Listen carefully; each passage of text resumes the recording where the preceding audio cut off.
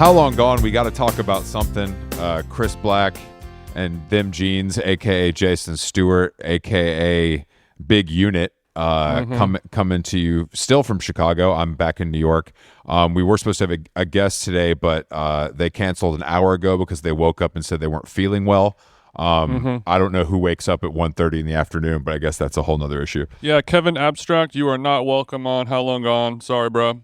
We have a cancellation late fee, and we've been disrespected, frankly. This is what it is. If you cancel, weeks out, of course it's fine. Like, I understand things happen. We move things around on our side. If you cancel day of, unless you are A-list or someone that whose music I've been listening to since I was a child, we're done. It's just how it's got to be. It's a respect thing. It's just a respect thing. And there are plenty of people who could walk all over us. That's true. Well, I'll ask you this. What is the cutoff for you? You said weeks is fine, but what is the latest or the earliest, I guess we should say?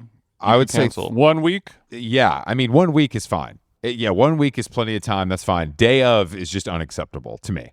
Like, I don't believe anyone that cancels day of. I believe that they're hungover or they, it's G-Easy shit. Like, I was out last night till 3 a.m, and now I don't want to do this after I ask you to do this. It's just, it's just not really how it works. Like, we don't care about plenty of people, and there's people we care a lot about, too much about. But well, great point. These are all great points. You play with my time, you play with my money. Abstract, it's on site. If I see you at Wii Spa or Olympic Spa or any of your blocks, I think Big Kev's got plenty. I don't know how those guys made any money when there were 16 people in the band, but I think he's doing okay on his own. So maybe he was buying bottles somewhere last night. We just weren't invited to Delilah. It's possible. I saw on his Instagram story, he said he was looking for a barber in Austin. So I don't know what kind of trouble he got into. Actually, damn, been there, brother. Literally, been there. And see, Kevin, we could have been having. We already have one. That's relatable as hell. Right there, off top. I'm looking for a barber in every city I go to. I totally get that. I'm gonna go get a haircut right after we finish podcast and get back on my city bike. Okay. Get over to the East Village. There's a lot going on. It's actually a good day for a guest to cancel. Honestly, thank God. There's a lot. There's a lot to talk about. So I mean, I would like to start with sort of what's been going on in the podcasting space for in the last 24 to 48 hours.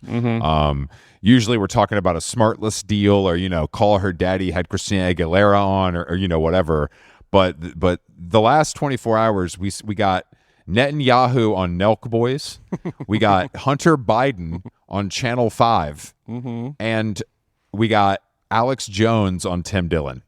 And I noticed all these things. I'm sure you did too. And we got Joseph Q. Budden III and the Gray Lady in the New York Times. So Mikey, our friend Mikey, texted me being like, "Wow, this is cooked. Like, this is too far. Like, anything you can do to not have a politician on a podcast is now like subversive." And I'm starting to sort of agree, and I'm glad that Zohran had to reschedule, and never made it. The Hunter Biden explaining crack and why it's better than alcohol and why it's so addictive, that is extremely compelling and very cool. And what is it about a guy describing the ins and outs of crack cocaine, a very dangerous thing? Is it just it's had such a bad rap for so long because of the government propaganda, crack is whack, et cetera, and it's just taken somebody in a tall white man wearing a collared shirt to calmly explain it on Channel 5 for everyone to be like, damn, is cooking and serving bass actually the move? I mean, it is for sure. I mean, I do think the crack epidemic ruined lives in many parts of this country in the 80s and took down, politicians, athletes, etc. It's obviously a dangerous game to play. That being said, it feels good. It's crack, and to me, crack and cocaine. I've never smoked crack, but I've smelled it. I would say that it's like riding fixed gear with no brakes versus riding, a regular bicycle with gears and brakes. A regular city bike, not one of the battery powered. Yeah, just a standard bicycle, not a Silver Surfer. The danger element is there, but you feel free and alive in a way that regular old sniffing won't do. It's true. He makes a great case for it, and I thought that was the most. I've never watched Nelk Boys. I'm not gonna start now. And I listened to Alex Jones on Tim Dillon, which was against my sort of better judgment. I don't know why I felt so compelled. I was at an Equinox in Westchester County. It felt like the right place to do it, but I forgot how crazy and insane that he sounds. Mm-hmm. Like not just his voice and his tone of voice, but the stuff that he is saying.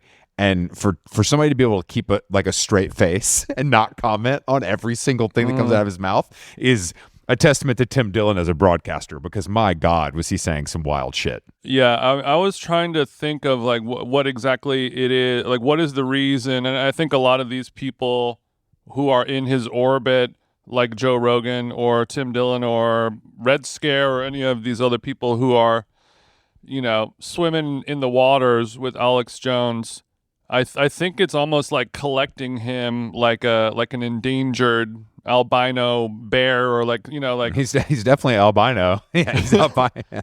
He's an albino big fuzzy bear. Just in like they know that everything that he says is ridiculous. They know that it's going to be just 4 hours of nonsense and him saying deep state and Hillary and all that, all this shit. Skull and daggers and that's the Bilderbergers, it's just you just hit a button and it just goes. But having his bust on your mantle as a podcaster, it's forbidden fruit. It's like I did an episode with him. I would as usual, I would rather bang my head up against a wall than spend an hour talking to Alex Jones while he claims that he has sources at the FBI. I just find it hard to believe. I mean, obviously the guy knows how to get ratings, but I mean, a lot of people who sensationalize and lie can get ratings. That's part of the sort of job of someone like that. But yeah, it's been an insane trifecta, the things we just named, all happening within a day. And I'm not going to say it has to do with Jeff Epstein, but I'm not going to say it doesn't have to do with Jeff. I mean, it's all connected. The Nelk Boys, Epstein, he's like, what, they're the boys? Okay, let's check them out. I'll subscribe to them. What are they? How old are these boys? And he's like, what do you mean they're in college? Oh, God. Oh, this is crazy. These guys are over the fucking hill. They look like they could overpower me physically. I was driving, so I didn't have a chance to read the Joe Budden New York Times story. And now that my favorite pocket app, which is what I would use to save articles and have them be read to me while I'm driving, it just shut down. R.I.P. And 12footladder.io or whatever. R.I.P. Also R.I.P. Well, they might almost fuck around and have come back. Me subscribe. I feel like something. they'll come back from the ashes. I feel like there's a developer right now working overtime. Listeners at home, let me know. Send your boy them jeans some type of paywall blocker. I don't do no VPN shit. VPN shit's good. Paywall jumper. VPN is unfortunately awesome, and I use one all the time when I'm out of town. It really being able to. I just don't want to ever have to change my web browsing because I'm in a different country, and the VPN for $9.99 allows you to do that. This is not an ad. What VPN service do you use? NordVPN. NordVPN. So I basically what the reason I use it is because when I'm in, like, let's say we're in London and I want to do my usual scrolling, I have to, if I don't use it and set my location as New York City, I have to like go to every site and then retype the URL for the US edition. Oh, yes, and it's just, yes. And obviously HBO and all that shit, but some of that's blocked now. It's still not a perfect, it's not a perfect science, but Sure. There's a very long article about Joe Budden and his rise to success and like why it's all worked. And I'm glad that he's getting his flowers, as they say. Yeah, he's getting his flowers, and I guess his co-hosts are now that everyone knows how much money he brings in, his co-hosts are asking for raises. Do you think they deserve a raise? I think Flip should get fired. Okay. I think because I was just, this is a rough estimate. I was telling you earlier, but it said that he pays his co-hosts 1.5, and if there's six he's of them, making. They're pulling 20 total, is what he's saying. okay, they're doing $250,000 a year. Yeah, I see this. Salaries. I mean, on average, maybe some get a little bit more than others. Because not every, some people are on every episode, and some people are a little more auxiliary. Is that safe to say? Yeah, I would say they also sort of like come in and out depending on what they want to do, which is interesting. Like it's never just him and one person, obviously, but like certain members of the group take a holiday. Melissa Ford goes to the beach. Mark Lamont Hill has a speaking gig. Flip's gonna do Bill Maher on Friday, so he's got to cut out early. Flip. He's on panel again. Flip this is crazy, and I don't mean to break this news, but Queen's Flip is replacing Stephen Colbert, and I think that it could save. I think it could save late night. But yeah, I mean, so you're saying, all right, Joe's saying he pulls in $20 million a year. They're buying a $2 million condo in Edgewater where they record, which is also a pretty crazy genius move on their part. What genius? Just because they're able to use it as a. Yeah, just because just being able to like buy an apartment, use it as your studio, it's all a write-off. It's smart. It's a smart way to do it. I mean, it's in Edgewater, but Joe said, "Let me mess around and get a live work space. Maybe there's retail options on the first floor. Oh, that's what we need. He can put a Joe in the juice, Joe Budden in the juice, Joe Budden in the juice, Joe in the juice. Good name for a podcast with him and the ghost of Orenthal, James Simpson via AI. But yeah, it's an interesting story. I mean, I think that like even just scanning it, it's fun to see Joe Budden mentioned in the same breath as Alex Cooper. It's nice to see how the sausage is made by like real people who are doing it in a real DIY kind of way, and just like we're just gonna do it versus like I have been acquired by iHeartMedia and now I do. He really did bet on himself. It's fucking crazy. It's crazy to walk away from like guaranteed money from a network, do it yourself, and then come up with 20 million. Even if that's inflated, that's still insane. For a guy who 10 years ago was just smoking Newports in an alley somewhere behind a strip club, and now he's a certified New York Times cover star. He says a lot of things. Respected. He's in rubbing elbows with media elite, not just Jadakiss and Chic Louch. I think it's mostly Jadakiss, but you're right. Okay. There's some of that. I mean, I think that's his whole thing that's interesting as a listener is that he doesn't really do anything. Like he kind of only goes to, weird, bad restaurants. I wake up, I cheat on my wife, I do a podcast. No, first of all, his whole thing is black men don't cheat. You know that. But they actually, I don't know that. What's his logic behind that? I think that's just fun little phrase. I think it's just fun. I don't think there's much logic. Okay. I don't think there's much logic behind it. But he's not trying. I was wondering if he's created some type of loophole in the game. No, there's not. But he's the kind of guy, all of them are the kind of guys that go to restaurants where they like bring a T-bone to your table in a briefcase and open it and dry ice comes out. That's the kind of guys we're talking about, But he also has a Maybach with a driver. He got a new Lambo. It's a good life. An inspiration. We hope to follow in your fat farms. Joe, it's time to get those Bottegas over here. It's time to get those rude sweatpants on How Long Gone. We're extremely overdue. I agree. But yeah, anyway, that happened. What else? What else is going on? Oh, Ozzy Osbourne died. Which I don't care about because that's not a band I like, but he is one of our greatest reality stars of all time, and I want to put some respect on that. Great reality star. His kids ended up turning out great. He was able to live long enough to see his kids, steer back onto course in terms of just being alive, period, is sort of a victory for both of them. But just in terms of physical transformations, they're both. What do you think the family budget for plastic surgery was for the last 5 years? We'll set aside $300K a year. I'm going to say more. I'm going to say more. If we're talking about Sharon Kelly, Jack might have had a little tuck something. I think Jack he don't need it. I think it's more. It's Kelly has been taking a lot of that, and Sharon obviously she's got a standing bill. I bet Ozzy too. Rest in peace to the bat head eater. But I bet he had his bat wings tucked. He had his bat wings tucked. I always forget how much people like Black Sabbath though. And I got a Goblin lift. Yeah, I mean, well, I was never a huge Sabbath fan, but I guess in terms of like respecting the architects, like we wouldn't you have metal or punk or hardcore without them. You know, they really invented like distorting guitars and making shit sound evil. No, I absolutely agree with that. I just have never. That goes into a category of things that I just never listened to, like Guns N' Roses or AC/DC or any of that stuff. But I do. You're more into Poison the Well and things of that nature. Well, yes, to some extent, but I also agree with you that Poison the Well couldn't have walked unless Black Sabbath crawled. I mean, they are the architects. I agree with that 100%. Yes. Agree with that 100%. I would say I was actually in the hotel in Chicago that I'm staying at. Two bands were staying at the hotel, Phish and Pantera. And Pantera now plays with Zakk Wylde, guitar player, who he replaced the irreplaceable to the left, Dimebag Darrell, one of the last living greatest, R.I.P. Not living. One of the coolest guys of all time. Sickest dudes of all time. And Zakk Wylde, he's known as he had another band like in the 2000s, 90s called the Black Label Society.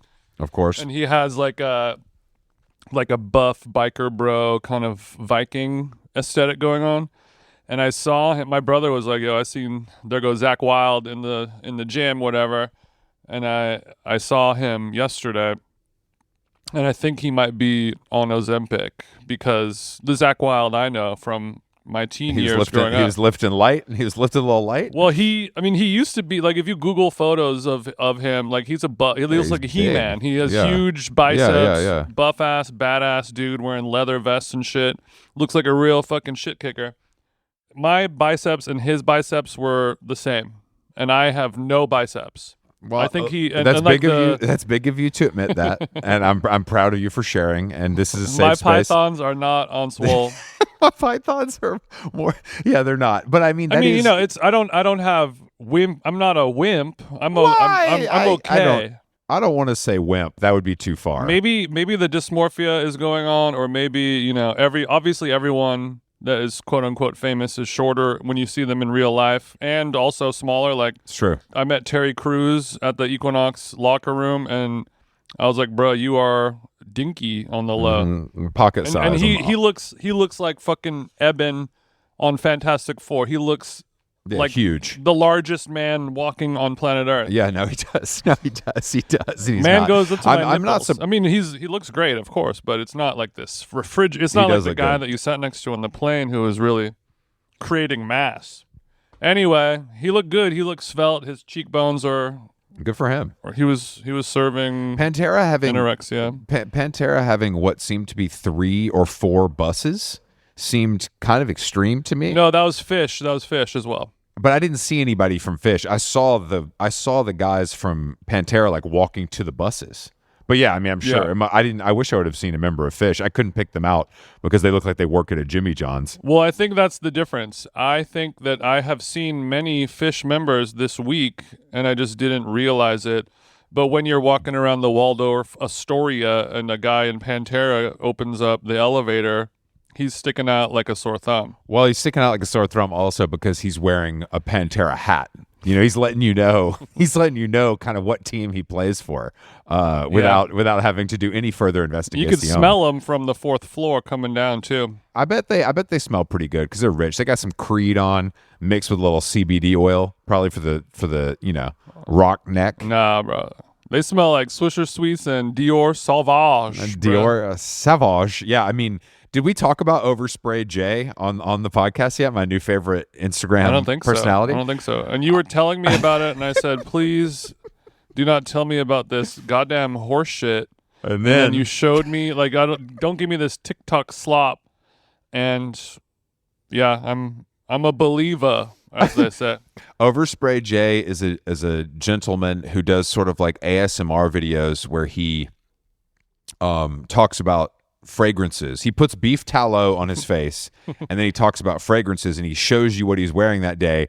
But his whole thing is that he ain't leaving the house unless there's a couple hundred sprays. So he's spraying. I mean, they're cutting this video, but it's a full minute of spraying, and then he does a thing where he kind of sprays heavy on his tatted up hands and shows the glistening skin to the camera. And Jason, you said this because I showed you this in the car on the way home from the show, I think in St. Paul, and you were like, "Wow, this guy." I think this guy actually has swag. Like, I think this guy could riz up someone if he needed to, and I wasn't expecting that. And I kind of agree with you. He has a nice, charming voice and sort of a happy-go-lucky demeanor that I really respond to. Yeah, there are a lot. There's the fragrance guy. I forgot what his name is, but like I know Mel Ottenberg posts him a lot. He's like this kind of psycho, skinny, a very eccentric dude who has all these fragrances going on. And you look at the way he interacts with the camera, and he's like a real hoe scarer. Yes. Like, he feels like somebody that will have to call security about in the next, Yeah, for sure.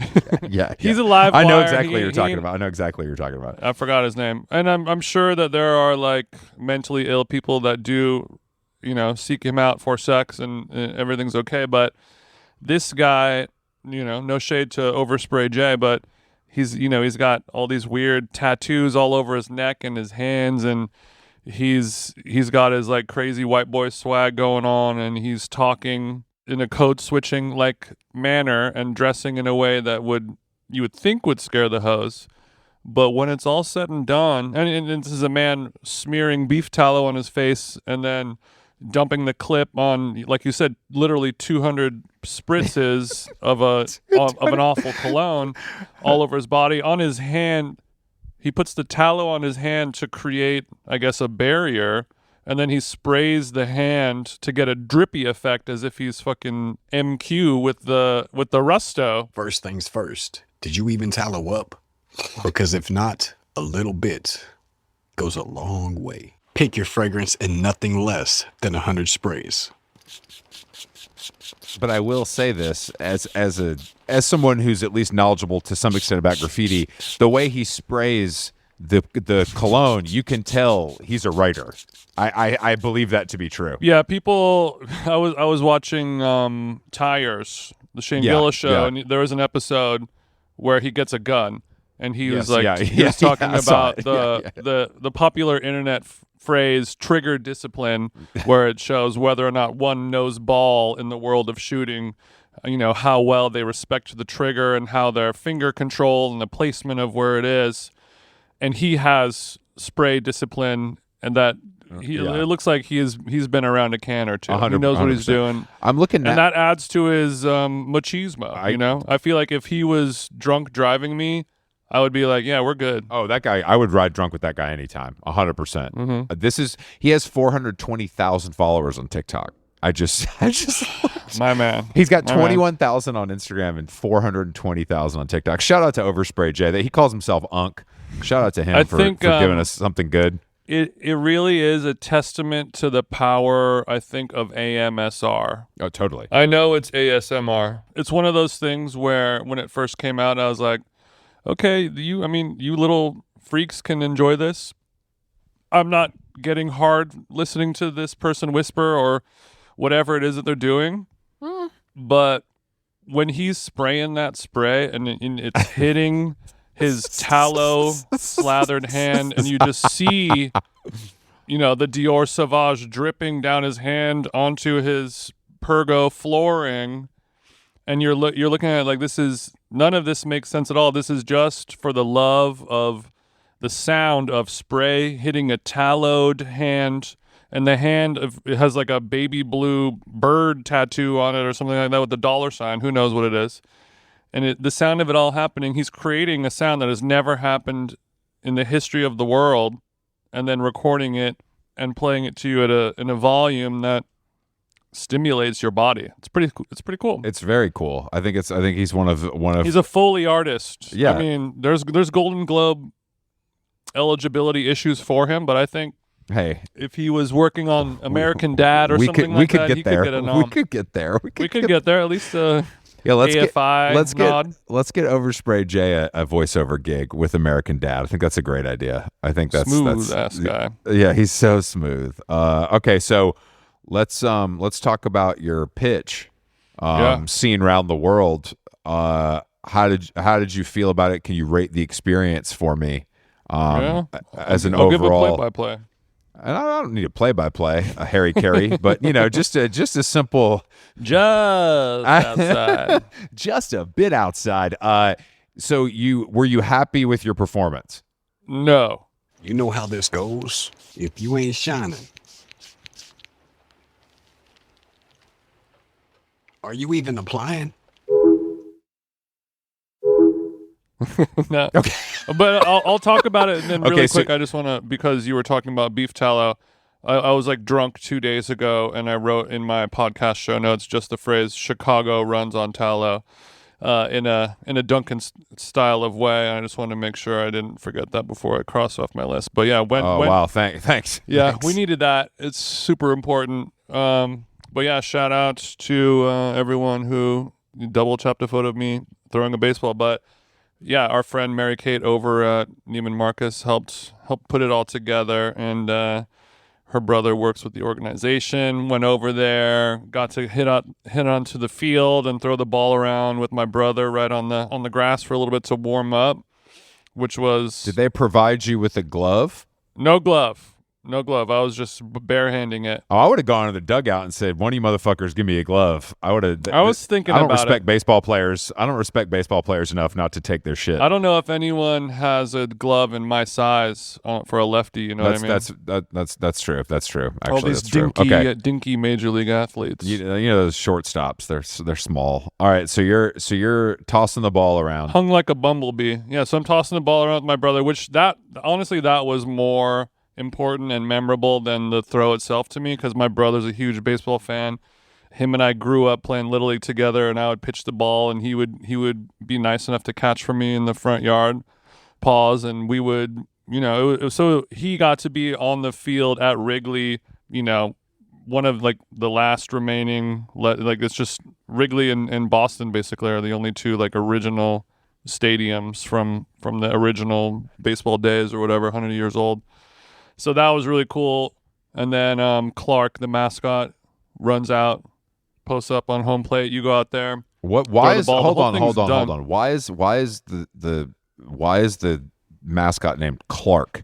It's a great question. I mean, I know it's a street in Chicago, but it just feels like Clark is like a twerp name. I got it. It is named after Clark Street, Chris. That's it. Okay. I didn't know if there was more to it than that. Mm-hmm. Clark was introduced in 2014. Boring. But now every team has like a mascot that catches the ball. It's kind of a whole thing. They love the mascot. Try to get the kids out there, get those tickets moving for the family, blah, blah, blah, blah. But yeah, you do that.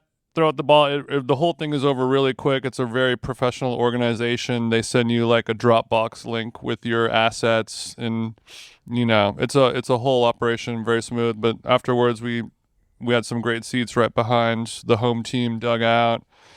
I was just ordering beers off of my phone, and a guy brings it over to you. That's nice. Really nice. But then every time I had a beer, I started spelling my name a little differently, and he would say it differently, and like the last one it was like JAZO with an accent mark over it and an N, and he was like Jazzo. That's Jazzo, because he's like a barker. He's like a guy who's selling peanuts. Okay. Yeah, I did have some peanuts as well. Love a peanut at a baseball game. The best part is just littering. The littering part of it is really nice. That is that's the only thing that could make baseball exciting is a little that high from littering. I agree with you though. Yeah, feels good to toss. Unfortunately, a shell. my Cubbies lost, but they won the other games of the series. It was almost a sweep. But it was cool being there in a place like Chicago. Chicago, Boston, it has the kind of real kind of American conservative sports white guy kind of energy, but it was feeling like a very inclusive space, and I saw a lot of Chicago Cubs pride jerseys, and I was just imagining what it must have been like going there in the 80s and how that would not be possible to do that. But when I went to the bathroom, there was a line of, the baseball bathroom line is like 700 guys. Even for the trough? Even for the trough, but the line is very long, but it's ever moving. It's like it's very very efficient. I know what you mean. Very efficient operation. I was like literally maybe 140th in line. I waited for less than 3 minutes. It was pretty cool.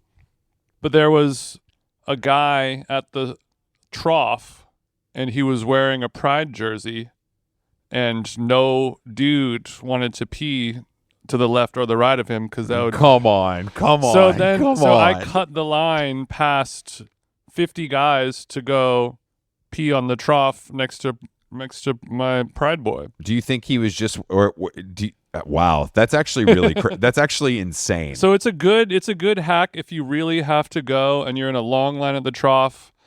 Bring out a Pride jersey, or I don't know. I should have. It'll part the sea. What does the Pride jersey look like? Is it a flat, like, is it a multicolor stripe situation, or is it just like a patch? There's different options. The one that I saw, it was a standard Cubbies jersey, but then the 2 numbers on the back were rainbow flag colors. Oh, that's tasteful. Actually, I like that. It was tasteful. It wasn't just like trying to think of something gay to wear. It's basically just like it's like a Jacquemus tunic. It's a tunic. It's a single button Mandarin collar tunic. It's made of an amazing fabric. That's okay. That feels like something that really would still happen in Chicago and Boston, and somehow not in New York. I know, right? It's strange because I think of all these places as so similar in many ways as far as how far they've come. But yeah, and if I was like a Silver Jews type of songwriter, or even a Bob Dylan, I would Pride jersey at the urinal is a good kind of starting point for verse 2. Pride jersey. All right, hopefully Pride jersey. Hopefully Ryan Davis or Jake Linderman. Hopefully none of these guys are listening, because they're gonna take that. They're gonna take that. Take that. You have my word.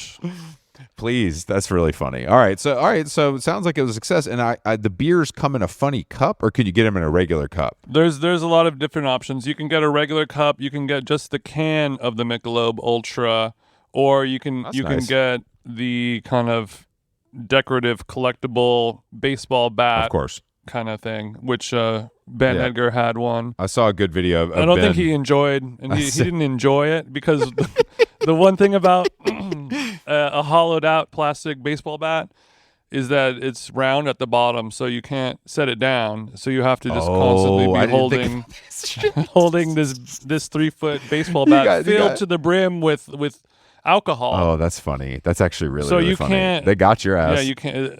It's like having a very long ice cream cone. That's how they get you drunk, though. You can't put it down. I mean, it's like, when I have an ice cream cone and it starts dripping, I'm gonna devour that shit. Yeah. I have to finish it fast. Same thing with the brewski, I imagine. Especially Michelob Ultra, no calories. Exactly. Got to take Couldn't stop it. Got to take them down. All right. Well, look, I'm glad it went well. I'm glad that you look, you didn't throw a strike, but you threw a pitch that could happen in the game. Do you know what I'm saying? Mm-hmm. Like a little bit outside, a little bit is totally fine. You didn't bounce it. You didn't hit the umpire. Yeah. You didn't go, because we've seen some crazy ones. I know it could have been much worse, but I don't know. Obviously, it's all fun and games, and you can practice a million times. And then when you're standing on the mound, Do you think the pressure got to you? I don't think the pressure got to me. Honestly, what got to me was I felt a little rushed because they were like getting people on and off really quick, and I wanted to. And I think I would have been better if I had the glove, because that's what I was practicing. Of course, yeah. I didn't think about that. Yeah, just like the offset, and then that creates the sort of muscle memory movement. Don't bring up offset. Don't bring up offset right now. But but I get it. No, I get what you're saying. Like I can't imagine throwing a baseball without a glove does feel pretty weird, I think. Yeah, I didn't realize how foreign it would feel.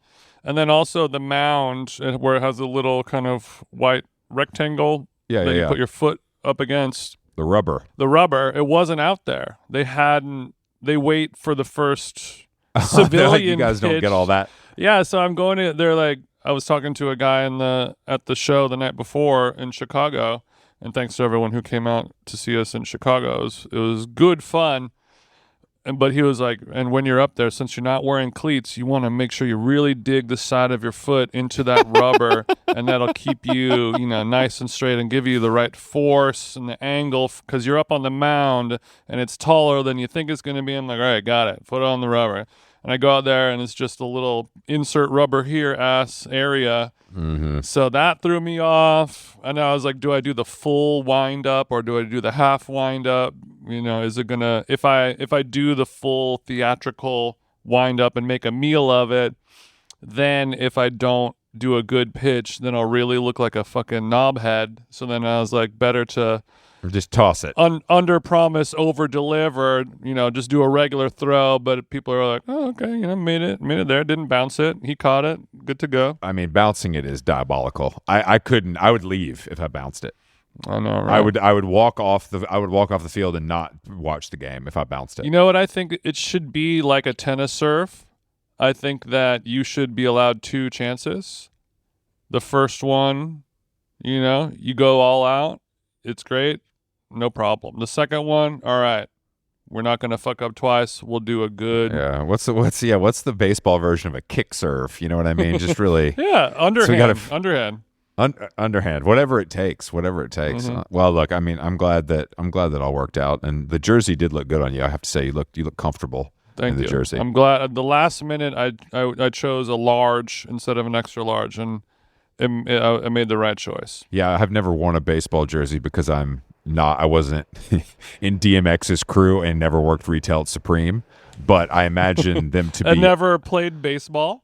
I did play baseball. Are you kidding me? I played baseball until I was like 12, probably. So then you wore a jersey. Not like those jerseys weren't real. It was like a T-shirt with a couple buttons. Like it was never like an playing in the Broke Hoe League. No, bro. Just think about it. You probably didn't either.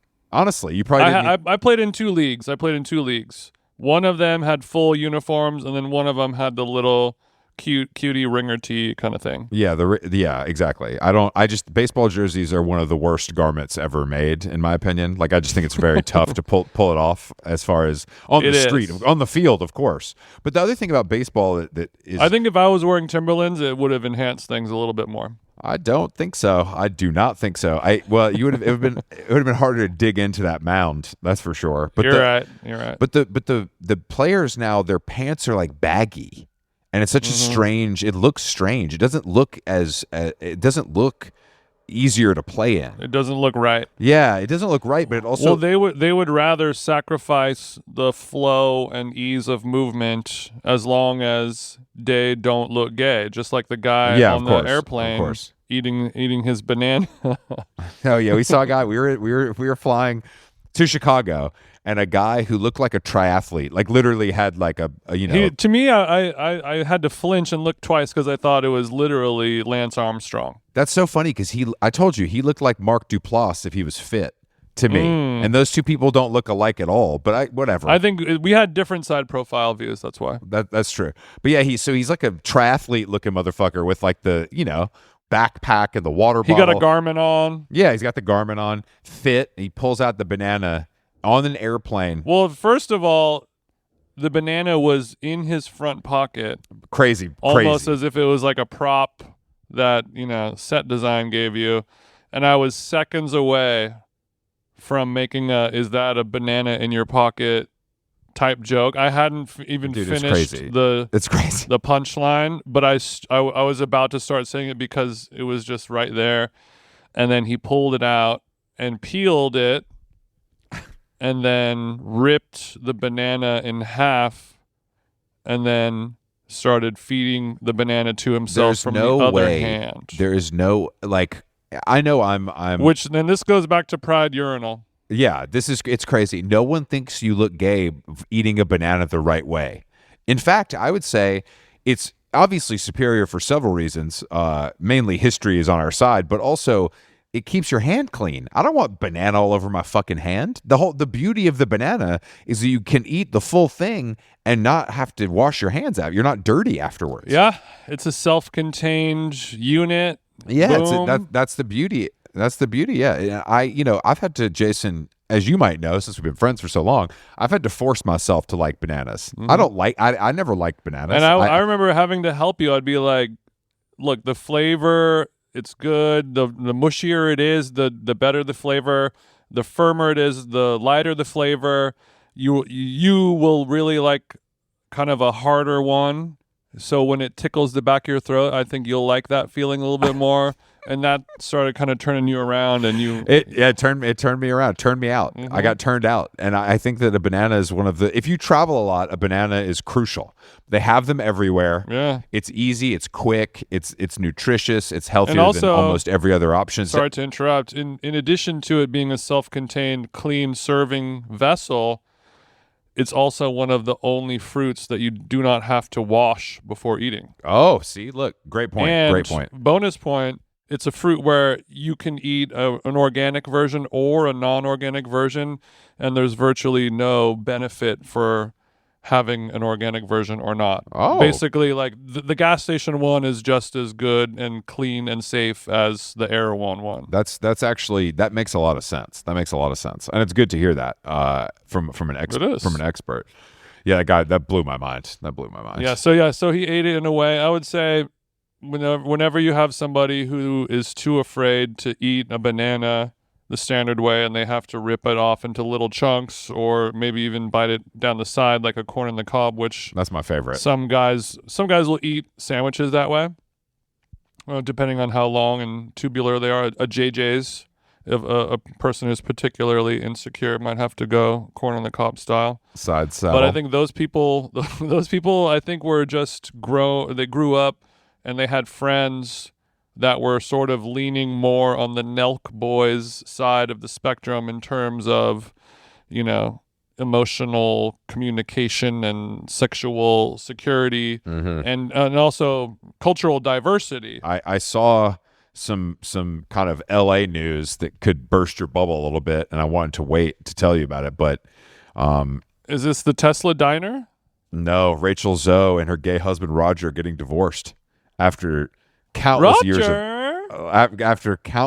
of matrimony. They gave us so many gifts on reality TV. Rachel Zoe, one of the great sort of aughts, reality stars, with her long curly blonde hair and her boho dresses, but they're calling it quits after like 20 plus years. And I think it's tough. I hate to see it.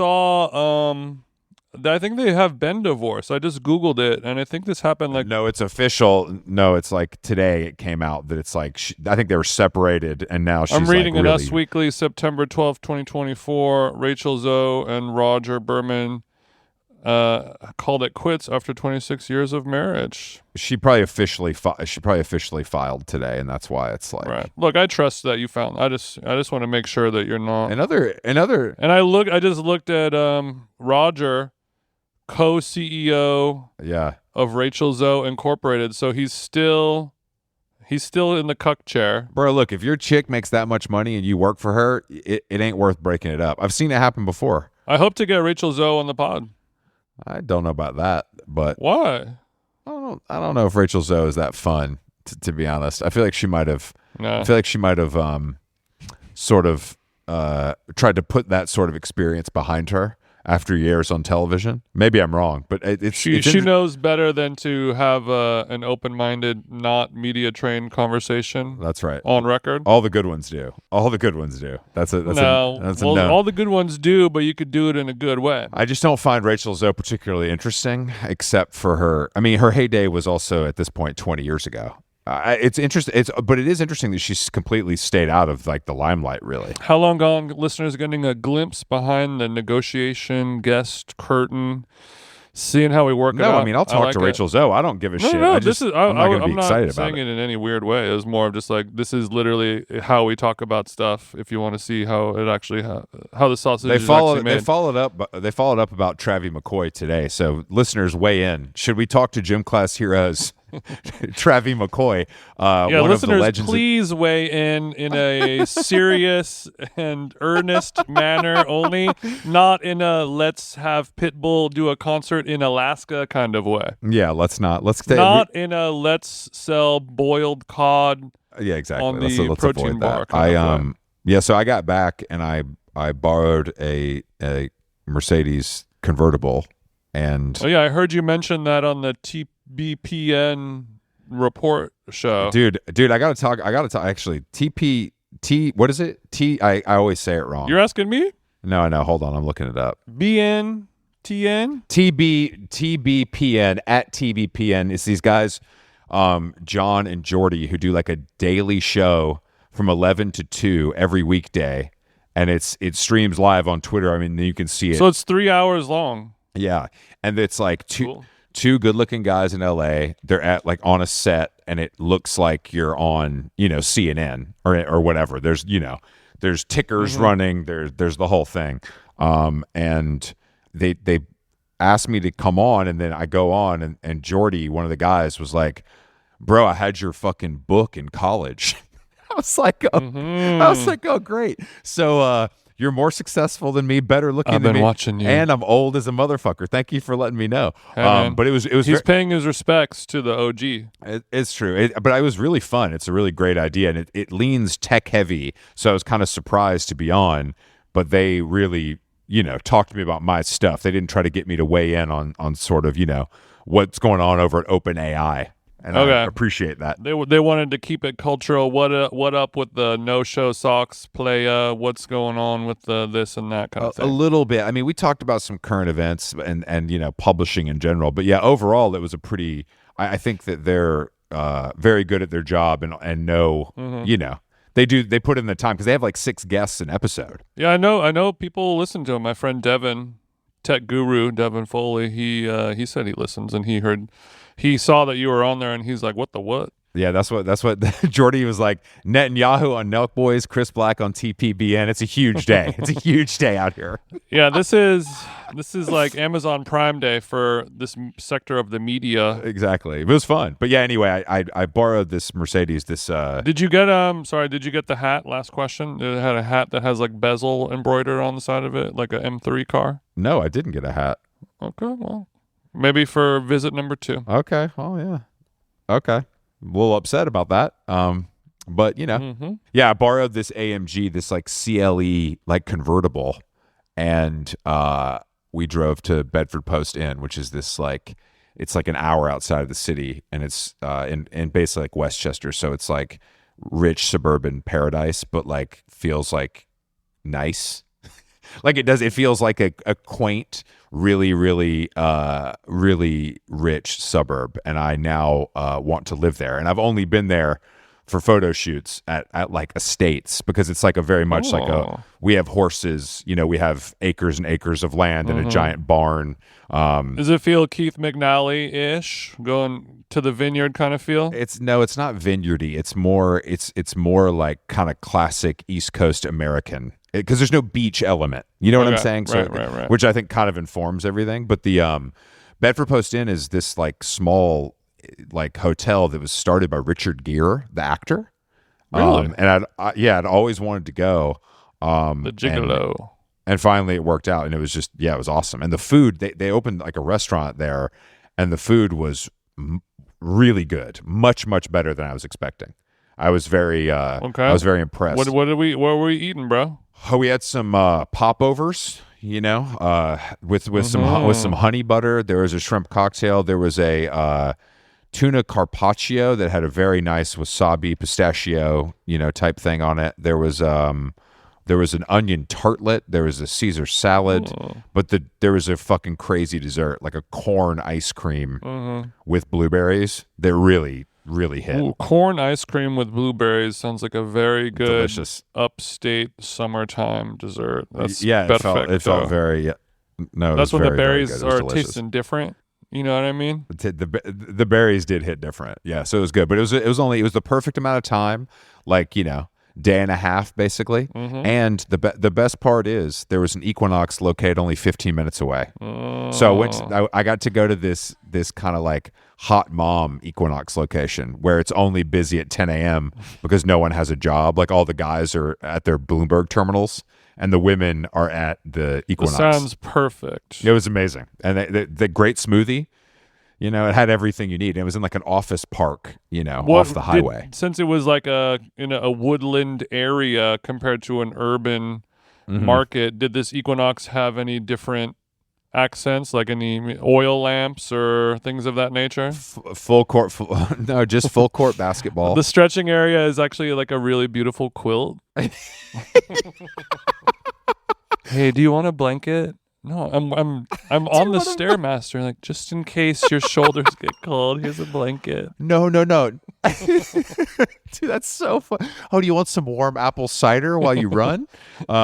Yeah, it didn't have any of that. It had, but it was it was a good layout. I mean, I've been to several Equinoxes in my life, and I'm going to go to the one in DC, I'm sure, when we're there. Mm-hmm. And I'll obviously go to my favorite location, Yorkville, Toronto. But this one had a very nice suburban layout, you know what I mean? Because it felt more sprawling instead of stacked on top of each other like most of the Sure. city this is why we go out of the city, right? Get a little more. I was driving this fucking convertible and it smelled good, and the weather was 10 degrees cooler, and it was just everybody's got a fucking pond. It's something else. We don't have a pool, no tennis court. We do have a pond. The frogs are ribbiting. Well, I want to know about the car. You said it's a CLE convertible, so it's the coupe E-Class. It's this AMG E-Class with like AMG, but it's got the full back seat though, so it's like pretty okay. It's got it's 2-door but full back seat. But I hadn't been in a new convertible in a while, and it's just so sick to be able to just basically roll down a window. Mm-hmm. Is the same motion as rolling down the window takes the top completely off, whereas like on older ones you got to crank something, you know how it is, you got to have an extra tool, you have to take some latches off, depressurize the cabin, pull over, exactly. Put the emergency brake on. That's really funny. Well, but yeah, what color, what interior color? Let's talk the trim. That's the best, red with white interior. I was going hoe mode up there, baby. Walk me through the red. It was a little darker than cherry. It wasn't like 80s hair metal video red. It was more of a understated. So it wasn't like a lipstick red. It was a little darker, burgundy. A little darker. But the thing about the white, it wasn't a Pinot though. No, it wasn't a Pinot. But the thing about the white interior, which I'd never thought about in a convertible, is that I'm like, this is crazy. It wasn't white. It wasn't like optic white. It was, it was a little bit creamier. Yeah. But it wasn't cream, but it was creamier. Exactly. But you can leave the top down, while you run into the store, or you go get lunch, and the seats stay cool. Mm-hmm. Whereas black leather, and also the seats are cooled, which is one of my favorite features on any new car. Yes. But it actually, and I was like, oh, you know what? This white is actually serves a purpose. It's not just a stylistic choice, and I had never considered that myself. I think because I would never consider getting a car with white interior unless it was like my 6.4 Impala, unless it was some type of old school. But black absorbs heat and white reflects it, so it makes sense. I mean, any silver lining to the cloud of having a red convertible with white interior. I like the red. I like the red. It's a great vacation car. It's an appropriate color for a convertible. I agree. Good point. I wouldn't want a sedan that color, but for some reason, maybe it's because we were born and raised in America. A red convertible is sort of a. You see a champagne convertible, you're just kind of like what are you doing? That's kind of a waste of a drop top. But it has that. All these new Mercedes have that feature where you can toggle between two phones connected to the Bluetooth. Ryland and I discovered this on our trip, and it's literally life-changing. Like, I can't believe that it's taken this long for us to get there. I'm glad you're enjoying the Benz. This is great. I've actually been thinking about when I'm gonna get a new car myself. I got to get the big body, I think. Yeah, you got to get the big body. You got to go. If you want to fit in with your brothers over there, you know what you got to do. Yeah, and that's kind of why I'm doing it. I'm pulling up to the meat markets and the cigarette shanties, and they're saying, you have a great car, you look cool, you look awesome, Mr. Jason, but you're because of your size and your age and how pimp you are, I think you need to be having a 7 Series or an S-Class. not not how pimp you are. Oh, all right. So we're leaving tomorrow. We're gonna rendezvous in Washington D.C. We're playing the Atlantis on Thursday night, which I'm looking forward to being back in D.C. We're going to Keith McNally's all new Minetta Tavern on Wednesday night with Kyle Chayka, friend of the show. So we got a lot going on in DC, and hopefully I'm able to kind of see the list. You know, I don't know who's going to have it, but I feel like somehow we could stumble on if you have the list, please bring it to the Atlantis. We'll put you on the guest list free of charge. Yeah, we'd be happy. To be clear, for the record, we did reach out to Jake Tapper's people if he would want to be a guest in DC. And he really wanted to, but I think it was a scheduling issue, right? He was out of town, but we tried. I mean, you know, it's summer in DC. Those guys are in Delaware or whatever. You know, they're at the beach. We're down at Hilton Head. We're down at Hilton Head Friday in Toronto at the good old Great Hall.